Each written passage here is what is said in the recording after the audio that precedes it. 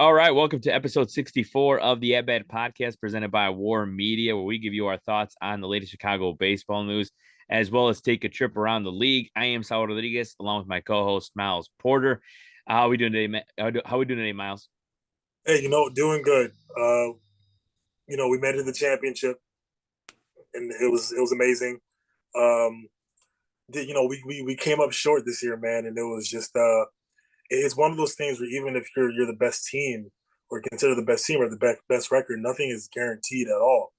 And so, congratulations to the Juice. It was well earned. They played their butts off against us. They came with the energy. And there's a lot of good guys on that team. There's a lot of trash talking going on. Shout out to Drew Grits and his mom, who was the loudest one on that other side. But as much as she was getting honest, she's being a supportive mom, watching her son ball out.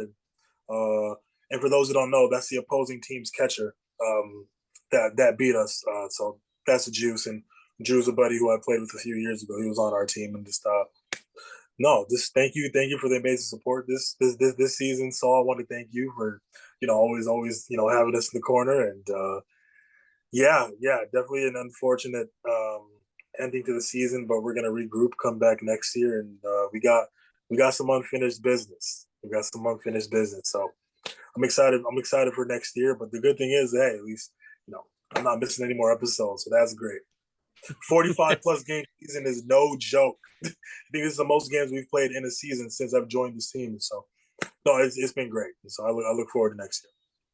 Damn, no, yeah, it's the grind, dude, and yeah, you guys did it, and to get to a certain point, obviously, not where you guys want to end up, but still a hell of a season. And I mean, I saw all your videos that you posted up from those games, and that's awesome. And we always say, bro, we're a Milwaukee Jaguars podcast. Like we're fully always repping the Milwaukee Jaguars. So no matter, as long as you're on that team, we're cheering on from far. So and then let Appreciate me it. ask you this: as we're on the one more thing on the Milwaukee Jaguars, what would Yeah. you say is your favorite moment of the season? I think my favorite moment personally was when we were in Sheboygan, playing against the Sheboygan A's, really good ball club, Wisconsin State League level team. Um, and we were down for most of the game, and I think it was like the seventh or eighth inning. I came up and hit a go ahead, double, and it was awesome. It was amazing because they play in this beautiful stadium, and once you drive in that go ahead run, and then another run scores that drove me in, and you start to see the people leaving. You're just like nah nah nah. It was awesome. It was a great moment, and yeah, I think personally that was my favorite moment of the year, or the first inning 3-run home run I hit in the first round of the playoffs. That was electric. Man, no, yeah, hey, I can only imagine that playoff. You just more adrenaline, I'm sure, and the Whew, lights are just a little intense. brighter. So Yeah, that's credit to you. That's badass. No, yeah, congrats on another great season, Miles, and we're like always, we're cheering you on and we're 2024, bro. We're ready for 2024. Yes, sir. appreciate it, man. Let's go. Let's go. So we'll get into it, man. Of course, you were on the last episode, Miles. So we'll get into the White Sox stuff, of course, talk Yeah, all things, Kenny Williams and Rick Hahn firing, as well as they yeah. hired a new general manager in Chris Getz. So we'll talk that as well. I mean, the Cubs, of course, are calling up Alexander Canario, and we'll talk all about that Mhm. too as well. And we'll get Yeah, into, the waiver claims and as well as the Wild AL West yeah. because of course it's in the interchanging AL West 1 through 3 has been crazy with the Mariners, Astros, and Rangers. So we'll get into that. But first and foremost is of course two Cubs fans here hosting to this week, of course, 71-62. The Cubs sitting second in the NL Central. That they just came off beating the Brewers 2 games out of 3. Still sitting 3 games behind them in the Central, but hey, we'll take a division series. We'll take a series win against a division foe any day of the week. Um, Absolutely. how did you? First of all, what are your thoughts on that series overall? Just seeing the Cubs gut through the last 2 games and just get the series win. You love to see it. Mm-hmm. The pitching was incredible, especially in those last 2 games. I was at that 1-0 win, hence why I have the HBCU stuff on, which was Yes. amazing. Just great pitching all around, and I could speak to Steele in game two, really just attacking the hitters. Um, at the end of the day, Steele does not have anything that's going to blow you away. He just Hmm. doesn't. But he knows how to locate. He knows how to have his pitches moving. He knows how to pitch to pretty much every single hitter. He crazy on the night that I was there. And the only way for Yelich to get on base against him was to bunt it down the line. So Hendricks had a great start the next day. We can't really point fingers at James and Tyone for game one. I think it was just another one of those games. Not all those runs were directly because of him, but there are answers there that I think we need for when it comes to James and Tyone. But Hmm. overall, a great series. It's a great bounce back wins, especially after that first game. This team is just rolling, man. They're in it to win it, and it's awesome seeing Sale have a resurgence, and Cody Bellinger have the presence that he has in this lineup. Even in the year where Ian Happ maybe not be hitting his best, he's still having such an amazing impact on this lineup and this ball club. Same thing with Dansby. Dansby has been hitting incredible since the All Star break, but this team just clicks so well, and that series win is huge for us going into September. So a lot of good things to take away from it. I'm very proud and very excited for the craziest month of the year. So get ready. Yeah, man, you just feel it, right? It's like it's getting a little Yeah, chillier. It's like, in yeah, Chicago, we're over here getting closer to 70 degrees on average, so uh-huh. it's starting Yeah, it's starting to smell like fall, man. And yeah, and with that comes a little more nerves, and every game is bigger. As much as every game is just as big. I mean, these last three games against the Brewers felt like playoff games. So mm-hmm. now, we're Seeing the getting into the emotions come out in certain yeah, players. He's showing emotion, bro. yep. I He's know that's striking out, that's slamming his bat down. It's okay. Yeah, this guy cares. I know They that's really care right now. Yeah, that's the best part of it, right? Like just the emotions that you get from these players that aren't used to postseason, like atmospheres, right? So, Yep. but yeah, going back to what you said, guys like Ian Happ, Seiya Suzuki, they're playing, great baseball at the right time, and as you said with Happ, the thing with Happ, and we talked about it throughout the year, is his lack of power. I think he might have had like 6 homers at one point, and it was like June. And Yeah. he's sitting at 16 right now. He's Yeah. slugging a little more in the second half. I mean, in August, Mm-hmm. he slugged 505 with an Mm-hmm. 821 OPS, his arguably his best month of the season, besides April. I mean, he's doing it all right now. And Seiya Suzuki, I mentioned it on our notes there. I mean, this dude, hands down, our player of August. Like, it's hard to choose, obviously, Easily. but he's Yeah. the player of the Yeah. month for us in August. I mean, this dude it was ridiculous in the month of August. His OPS just says it all at 1006, and he just did it all from getting on base to extra base hits. He had 5 home runs, which matches his season best from May. And the thing was with him, he's looking like he's gonna put together almost the identical season as last year, which is nice because that's just a solid Major League Baseball season right there. It's with an OPS in the 770s, and hitting mid to 15 20 home runs, Yeah. and obviously for a guy that we've said it before, and I'll say it again that for 100 million, obviously you can make an argument he's not necessarily producing as much as we thought he would produce, but he's Right. getting it done in a Yeah. team where he doesn't have to be the guy, right? So it's kind of working on in that sense. But going back to the series, yeah, I mean the way that it started was a little shaky. Obviously, Tyon, had those 2 innings where he ended up giving up a total of 5 runs, but he ended up credit to him as well. Like I do want to say that as much as I was just pissed that he gave up 5 runs early. He did end up settling down and keeping the Cubs in the game, which saved the bullpen obviously and helped. I think that is an underrated thing of baseball, right? Where like a guy can give up 5 but go 6 innings and save Yeah. the bullpen for a Yeah. series where the bullpen was a big deal, right? I mean, you had Merriweather and Leiter go back to back days, Yeah. and they got into some trouble. Leiter got into some trouble, but either way, they had those guys ready for those last 2 games, and I think it says a lot. So glad to see him do that. But overall, this was a big series win. They still have another series against the Brewers at the end of the season. That's going to be intense. But want to backtrack a little bit more. They went 6-2 on the road trip before that. Yeah. And Jordan Wicks made his debut, and he had a great debut as well. He had the leadoff home run against Key Brian Hayes. But after that, he just started shoving, and he ended Yeah. up having 9 Ks, giving up 1 hit after that. What did you think about Jordan Wicks' performance, and what can he do for the Cubs in September? Because this is a guy that, if the Cubs are, they need starting pitching, right? And this is a guy like Jordan. This is a guy Jordan Wicks who can play himself into a playoff rotation if the Cubs were able to get there. Dude, it's huge. And I think that almost, and I remember saying this a few episodes ago, in terms of calling him up would be a very necessary move, especially with a struggling Jameson Tyone. Mm-hmm. It's great, bro. It's great. That this could be a huge back end starter, and now we have a really solid rotation on top of what has already been solid for us. This just Mm-hmm. kind of adds more of a padding, more structure towards the back end of that rotation, and just wherever they decide to place them, in terms of the playoffs. But it's huge, man. It's huge, especially from the left side. Just really just missing bats and getting weak contact. It's great, bro. It's great. I'm a huge fan of it. I've been wanting him to get called up since maybe like June. So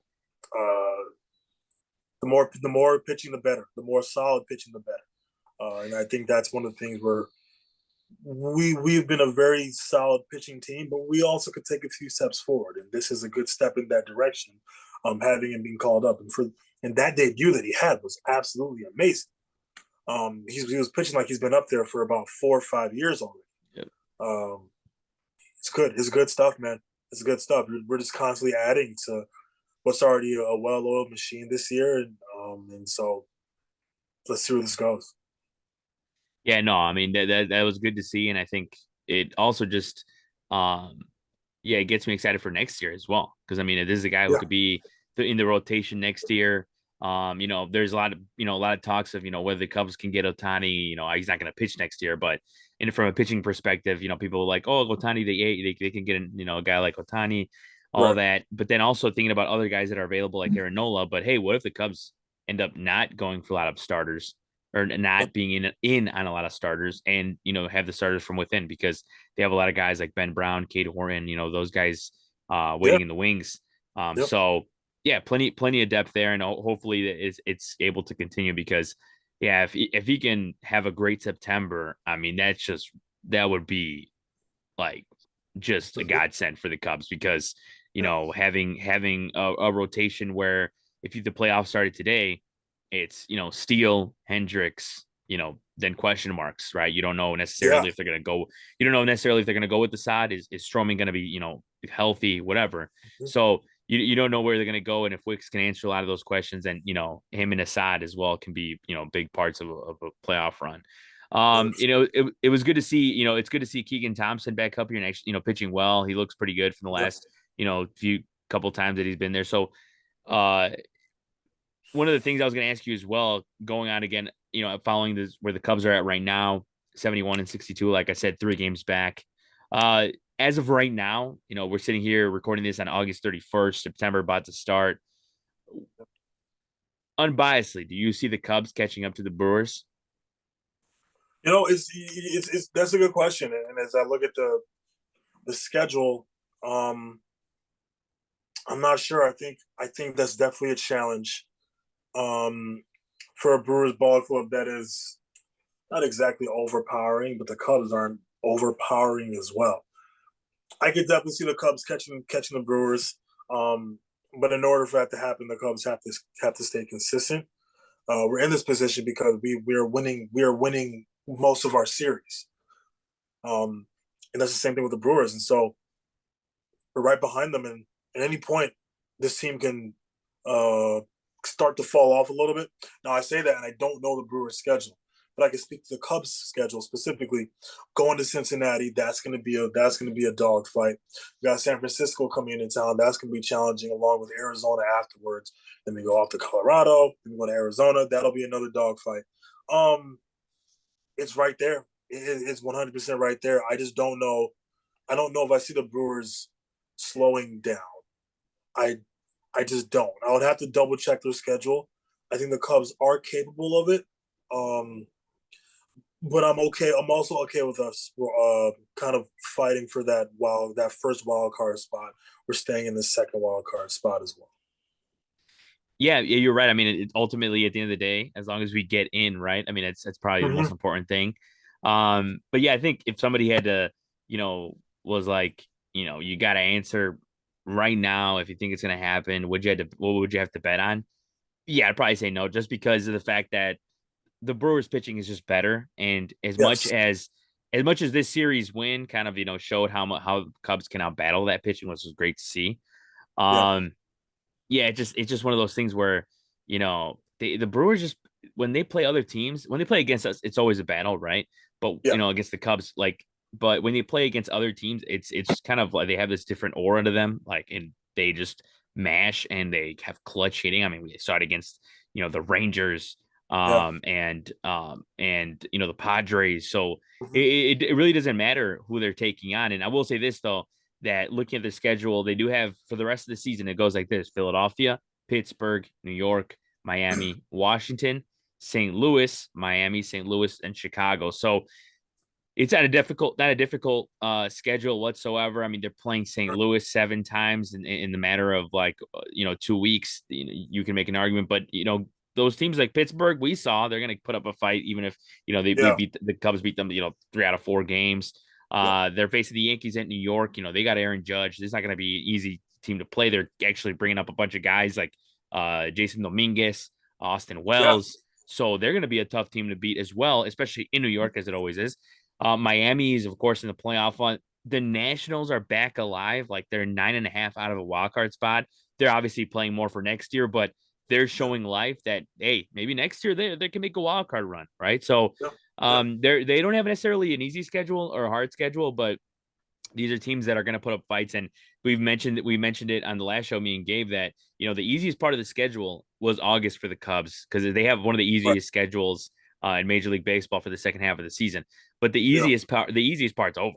I mean, if you Right. say what you want, right? Obviously, like I told Gabe, I was like, you can call the schedule easy, but you got to go out there and win those games. So Yeah. it's a whole different story, right? But you go look at the rest of the rest of the month of September for the rest of the season. Really, the only team that the only they're playing all but 3 series against teams that are in the playoff hunt. The Rockies Yeah. for 6 games, that's 2 series. Then they're playing a series against the Pirates again.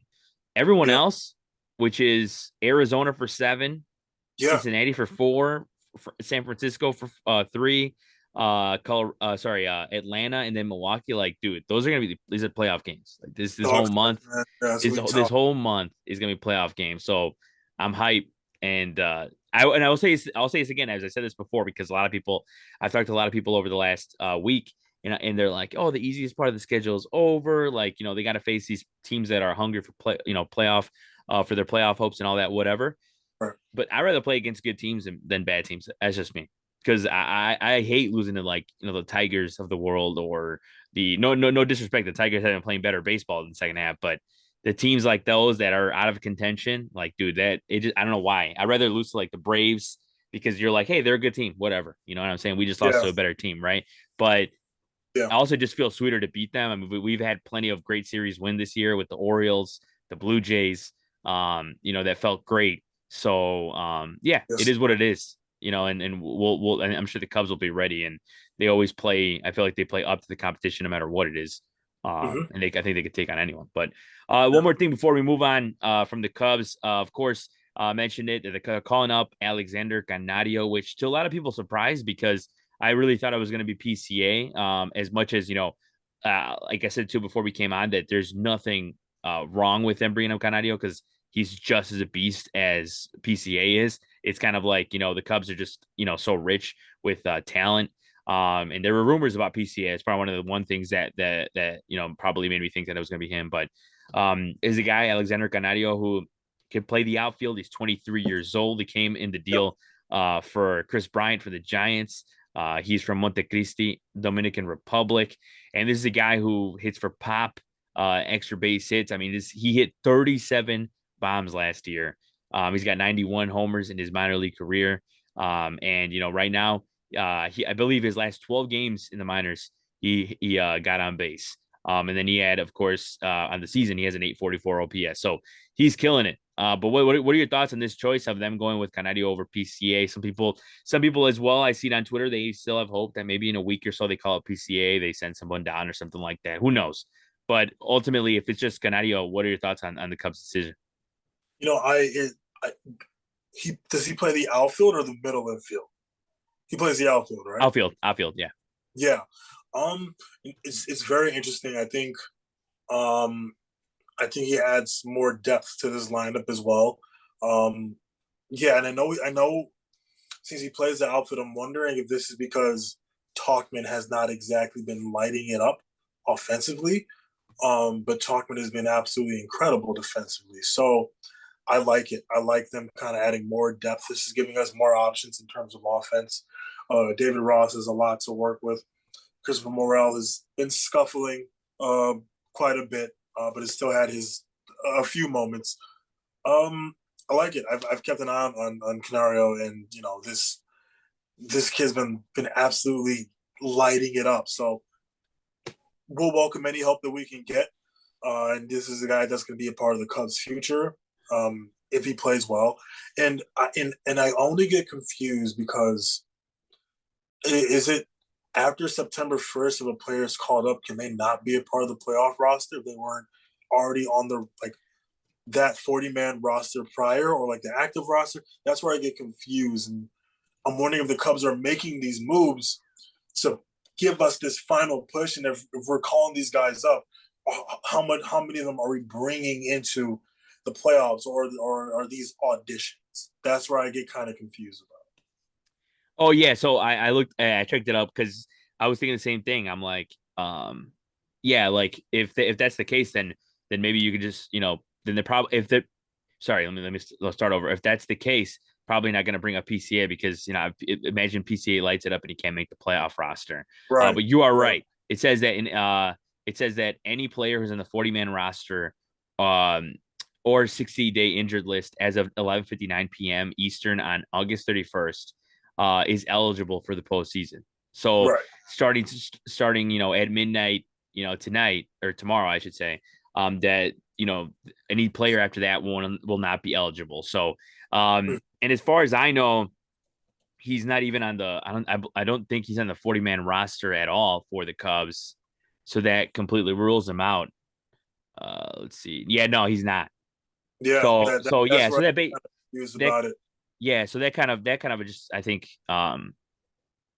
kind of spells it out for us so that he's probably not going to come up this year, which is fine. I mean, ultimately, whatever benefits us in the long run. I had a buddy, tell me, Yeah. hey, maybe it's for the better. Maybe he what if he doesn't do well in the post in a playoff atmosphere and he gets bashed for it, hurts his confidence. Like who knows, right? Anything Yeah. can be affected. Not that was going to happen, but Yeah. just some things to think about. But yeah, you make some good points. With Talkman, I was thinking the same thing. I think that's one of the reasons why they were going to bring up an outfielder, regardless of who it was, right? Is because Yeah. he kind of fell off to what he was doing in July and all and all Yes. that. Which it's he had an 809 OPS in July, so it was kind of hard to replicate that for a player like him, who's more of like coming off the bench sometimes, whatever. He's starting for us now, but I think more of Yeah. it's more out of necessity than anything. But Yeah. yeah, I mean he still brings a level of on base percentage and just a great Yeah. at bat every night. So I think it also opens it up for possibilities of platooning and stuff like that for the rest of the season. Um, Even though he does hit lefties well, I think it just opens a lot of possibilities. Also, Canario can DH, because even you mentioned Yeah. Morel has been scuffling. He's DH'd a Yeah. lot, and he's just been scuffling. So it's another option to have at the DH role, have him focus just on hitting for now, and maybe next year have him a little bit more in the outfield. So we'll see. I mean, this is going to be an interesting thing because finally the Cubs have their rookie in the lineup, right? Because I feel like every team this season has one that the Cubs are battling, right? With the Brewer, either it's the Ellie De La Cruz on the on the Reds, or I don't know, Gary Carpenter on the Tigers. Like everyone's Yeah. got some kind of Yeah. spark plug to put Mhm. in there. So I'm glad the Cubs got theirs. So hopefully it Yeah. works out, and he's gonna face off against Ellie De La Cruz this weekend to see who See who gives their team a spark, right? So, Yeah, like yeah. I said, the Cubs 71-62 have only lost two series since the All-Star break. They face Cincy for 4 games, starting with the doubleheader on Friday, September 1st, and then take on the Giants at home for 3.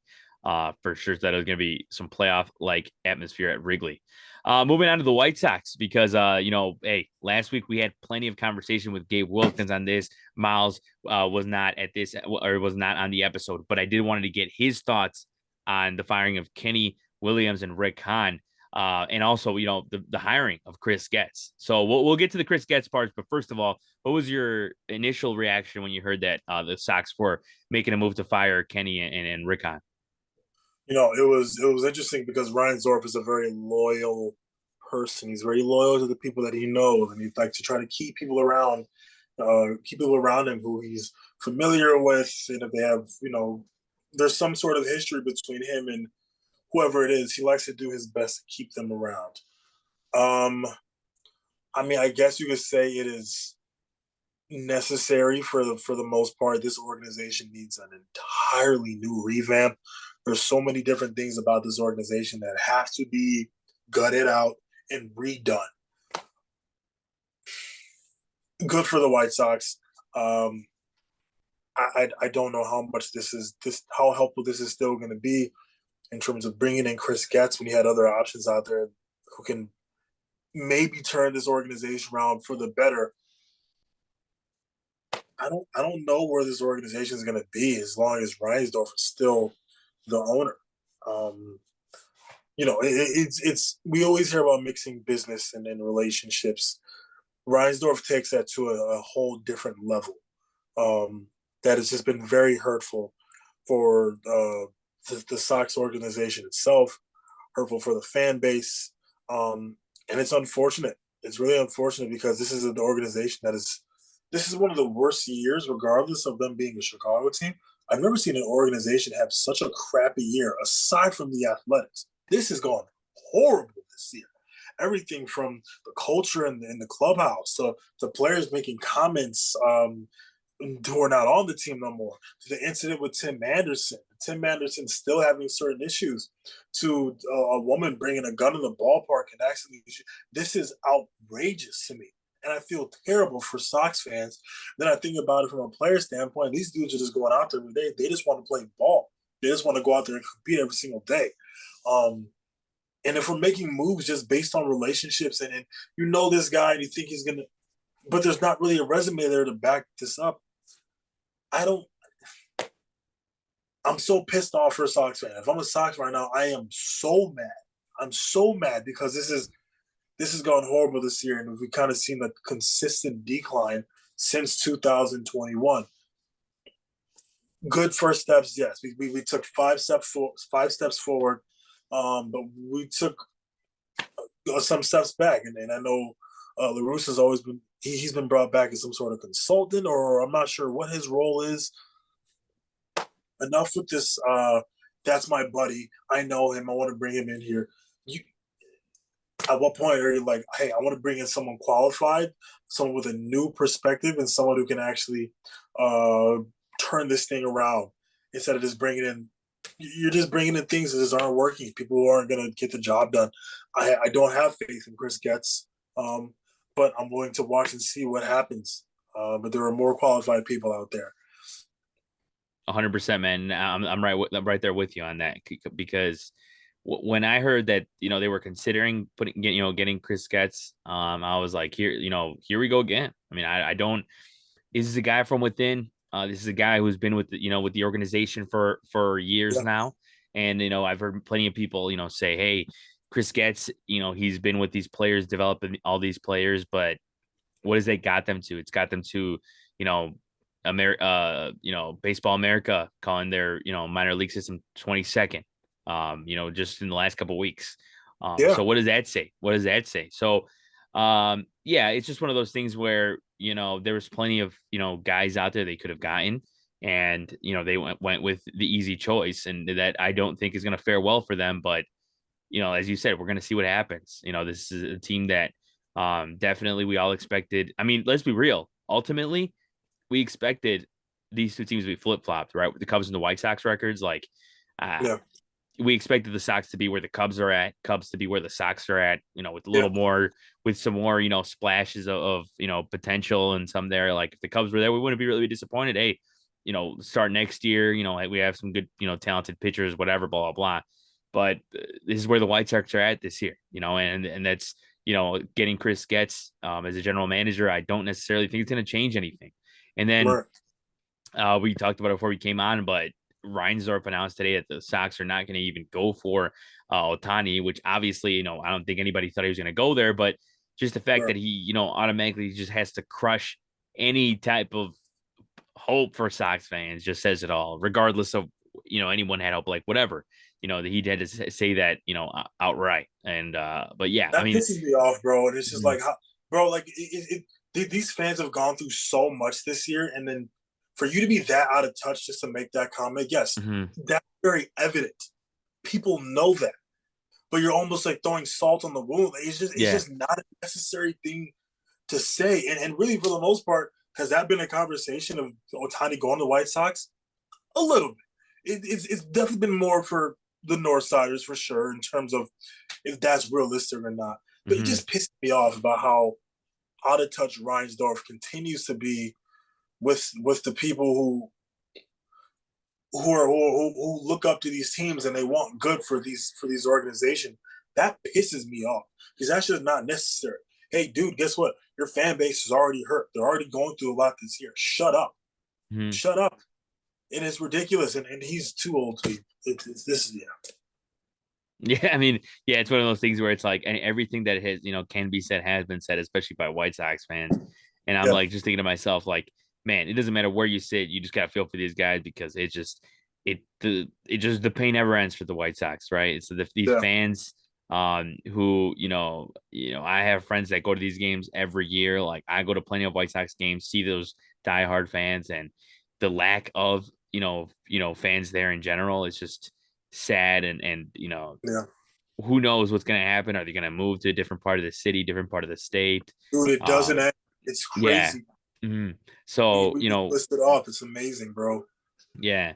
So I don't know where they're going to end up, but I don't necessarily think that the Chris Getz thing is going to get them anywhere positive. Right. And And then we know he's gonna be here for a while too. yeah. Knowing Hmm. that is oh my gosh. Hmm. That's infuriating. And I'm not even a diehard Sox fan. I'm pissed. Hmm. We know this isn't gonna work out well. On top of Hmm. that, he's not going anywhere. He's gonna be here forever because that's Ryan Dorf's buddy. That's your buddies, bro. Go bring in people who are gonna work. Jesus. If it's really a business, run it like a business. Don't run it like a family home.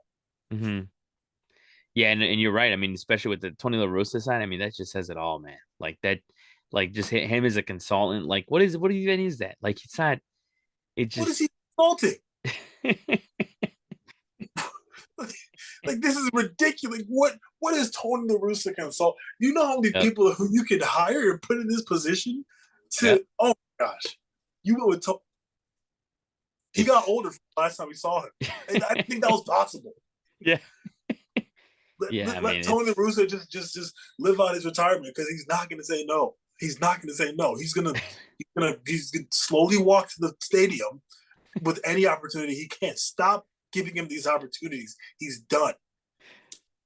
yeah. I mean, he's cooked, and we all know that. I mean, it's yeah. I mean, well, Feel for you, outsiders. Feel for you, even though you guys kind of crap on the Cubs all the time. I still feel for you guys. yeah. I mean, it's like I say, no matter what, type of smack talk is between the Cubs and the White Sox, you don't want them to go anywhere either. Because, this talk Right. about them leaving, no, it's like, it's like a little brother, you fight with. You don't necessarily want them to go anywhere. So, Yeah. uh, Exactly. yeah, I don't know. But anyways, some more stuff on the field. Obviously, the Sox are not playing for much right now, 53 and 81. They split a series against Oakland this week and lost the series against Baltimore. The one thing I want to ask you about the guys on the field right now is Michael Kopech. I mean, he hasn't been himself as a pitcher, and a lot of people have been raising questions like, is it time to move him to the pen? This is a guy who throws 85 or sorry, throws 95 for his fastball. Maybe, he can add a couple more miles per hour as an elite reliever. He has swing and miss stuff, so why not try him in the bullpen? Um, with his stuff and just his talent, how effective do you think? The Sox already said Getty Ford said he has no plans on putting him in the bullpen as of right now. So who knows? We'll see. Maybe next year they'll give him another shot as a starter, and then down the line, who knows?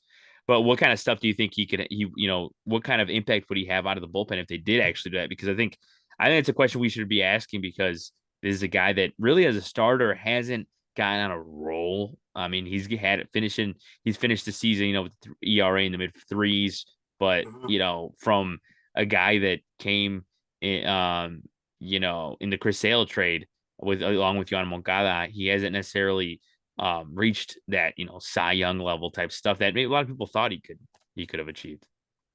I think a lot of that kind of goes back to what we were talking about earlier in terms of just developing these guys, even when they're at the biggest stage you can get to. And I think it's kind of hard headed by the White Sox and not kind of play around with some things right now. He has the stuff. He has very electric stuff. Kopech was very highly regarded prior to his debut, and unfortunately hasn't gotten it going in his career to this point. Why not try him in the bullpen? Why not? Him going from a starting role to the bullpen means that he could be a long reliever. Why Mm-hmm. not? Why are we not trying that out? It's what are the Sox record right now? They are trying Uh, to 53 and 81. put him in the bullpen. What do you have to do? What do you have to do? What are we strategizing about right now? Are we what? Do we want to get more wins? The wins aren't important anymore. Mm-hmm. It's let's try things out. What a lot of teams in their position do is now you kind of start playing around with some things. What works, what doesn't work. We move this guy out of the lineup, moving this guy. We take this guy to start rotation, put him here. I think that'd be great for him. I think that'd be great.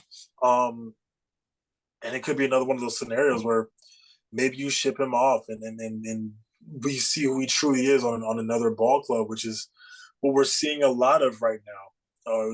Some of these guys that have left have been very successful outside of Giolito. Um, try it out. Try it out for sure. See what happens. Bring him in the seventh and let him go two. Yeah, no, I think that's you said it best. I mean, that's just I don't know why they don't just experiment. I mean, you got nothing to lose right now, and a Exactly. lot to gain for next year if you really want to compete, because that's the goal for the Sox. They said it as much if you whether you believe it or not. Jerry Reinsdorf said the goal is to compete next year. So if that's the case, I know, yeah, I know it's that it's just says it all right there. But the Sox continue this year, and then hopefully they get strong finishes from their guys like Luis Robert, who had a big net against the O's, and also Oscar Colas and Andrew Vaughn hit some home runs, so we'll see what happens. I mean, Dylan Cease also, he had his worst month of the season. Hopefully, he can finish the season off strong in September. They got 3 against Detroit and then 3 at KC. And hopefully the Sox can rack up some wins and just show their fans, that they'll be in it next year, at least maybe for a wild card spot or something like that. We'll see what happens. Yeah, But yeah. a There's couple that more possibility. things. We'll say it again. There's always that possibility for sure. Finish Yeah, strong. yeah, I agree. A couple more things before we finish off. With we mentioned the AL West and the wild AL West. I mean, the Mariners are red hot. The division is up for grabs. It's the best part of the season, right? All these guys, all these teams fighting for a spot in the playoffs, and the AL West is probably the best race. I mean, you got the Rangers 1 game behind first place, and the Astros and Mariners are tied for first place. So Yeah. it's crazy to me, especially for I said it last week when we talked a little bit about the Mariners, the fact that they have continued to compete even though they traded their closer. They have inserted Andres Munoz as the closer, and they've had nothing but success. I mean, it Mhm. has just been insane since August 14th. I mean, they've only lost 2 games. So it's been crazy. So, well, yeah. What is your thought? What are your thoughts on the AL West race? And ultimately, I mean, I don't think you can even guess who's going to win it. But Yeah. who are you confident in? Is it the Mariners? Or do you think the Mariners will continue to win at this pace? Do you think the Astros will say, "Hey, we're inevitable, bro"? Like Thanos, they're going to go in and just win it, or do you think the Rangers are going to come back and find it in September? Because the Rangers, honestly, man, they're looking like pretenders to me in the division, right? Like I think they'll still make noise in the playoffs, but when it comes to the division, I feel like in big games they can't do it. And I mean, and nothing, it was one of those things where I saw them playing against the Brewers, and I'm like, man, the Rangers are a better team than the Brewers, right? No, they got the Rangers swept the Brewers. So, yeah, it's interesting to me. So, anyways, what are your thoughts on the AL West, and how do you think it's going to turn out? Remember earlier this year, one of the Rangers players made a comment about the Yeah. Astros. But bro, like you guys just got good. You just got good. It's just I said this then where it's just like, all right, bro. I mean, like it's easy to say these things when you're up, when you're up in your division or whatever the case may be. It's easy. Chill out, man. Like Mm-hmm. know who your competition is, know the history of what's been going on in your division. And so I don't know. I think the Rangers are still in a very good spot. I think in terms of their lineup, they are still very potent.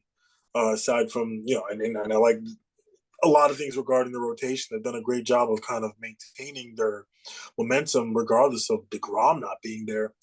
Chapman's been great, aside from the walk off that he had where he hit the batter, and I guess it was DJ Stewart. I'm guessing in New York or something like that. And so, Mm-hmm.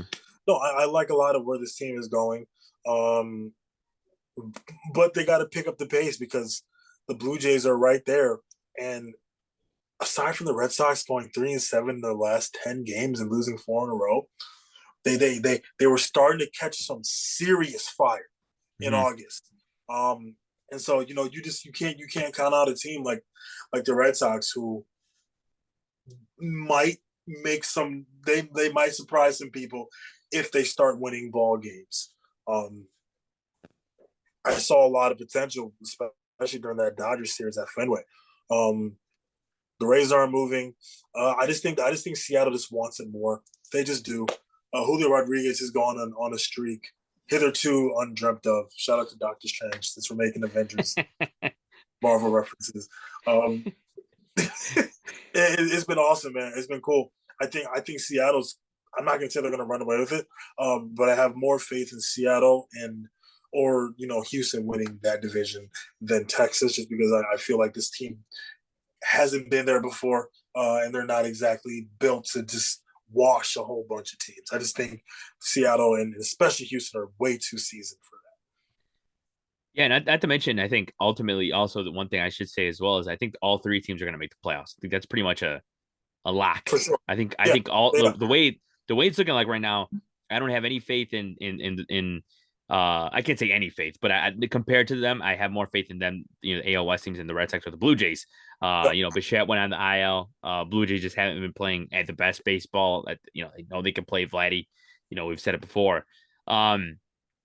But and also the last thing I want to ask you, when talking about teams on the fringe of things, in the Central, it's you could make an argument it's already settled. Even though the Twins are 5 games ahead of the second place Guardians. I'm not going to ask you about the Twins though. I want to ask you about the Guardians. Today they went out there and claimed Lucas Giolito, Matt Moore, and Reynaldo Lopez. They claimed all three. 5 games back of the division. It's not impossible. The wild card is kind of that ship sailed. They're 11 and a half out. But when it comes to the division, with those guys in the rotation, those guys that know the division so well, those are 2 guys from the White Sox. You think they could jump back in this thing, or do you think it's all smoke and mirrors? At any point, man. At any point, I think that this team can put themselves in a position. And the Guardians, they always play. They always play with a lot of passion. This is a very emotional team. It's no secret when this ball club is unhappy, and it's no secret when they're feeling really good about themselves. I would love to see this. I would love to see the Guardians catch the Twins, because that'd be the most entertaining thing to happen in this division this year. So I think it's very possible. I really do. I don't know their schedule, but I think that they are putting themselves in a position uh, to kind of make a run at it, Yeah, because there's no one else in this division that's going to do pretty much anything. Yeah, you're right. And look, they looking at their schedule now, they come off a series win against the Twins, 2 games out of 3. So Yeah, they're gonna they're gonna have plenty of opportunities to take down the Twins. They have them for, let's see, yeah, they have them for 3 more games in the regular season at home in Cleveland. But they have other teams. They got some pretty good, big series. They got Baltimore, they got Texas, San Francisco. yeah, So yeah, they got some big series. It's gonna be tough. I will tell you that. But yeah, honestly, can't wait to see it because you're right. It would be one of the most exciting things that happen, not only in the Central, I think of this year, man, for because sure. Yeah, that would be, to have the Twins own the Central the whole year, and then the Guardians go in and have a bigger waiver, wire than the trade deadline, and go out there and win the division would come on, man. be would be so That's interesting. it. Yeah. So, well, yeah, we'll see what happens. I mean, this is a division that like I said, some people claim is over, but look, the Twins lost the series against the Guardians. They're in for the long run. So, Yeah, they sit 6 games under 500. But they have great starting pitching, and the guy like Jose Ramirez, who we know has a great right hook. We found that out. So let's see if they can put a oof, right hook down to goes every. Aaron. Oof, Yeah. that, Yeah, that I was know. tough to watch. TA's my Yeah. boy. That was tough to watch. Yeah, no, that was, yeah. I mean, we need a rematch. That's all I gotta say. So we'll see what the Guardians, what type of punch the Guardians pack this month, because they're gonna need it, and they're gonna need a lot of it, because I mean it's gonna be an intense month of baseball for not only them but for any playoff teams out there, including the Cubs. So we'll Yep. see, but I think that's a good place to wrap things up this edition of the At Bat Podcast. I want to thank my co-host Miles Porter. And of course, hopefully everyone checks out all the rest of our War Media content, Bears Den. We also had that, interview with Zach Arnold talking about the writer's strike and all that.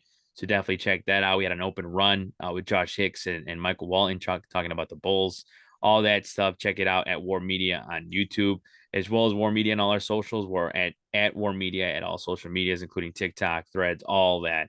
So definitely check that out. I want to thank everyone for watching, and we hope everyone has a great week.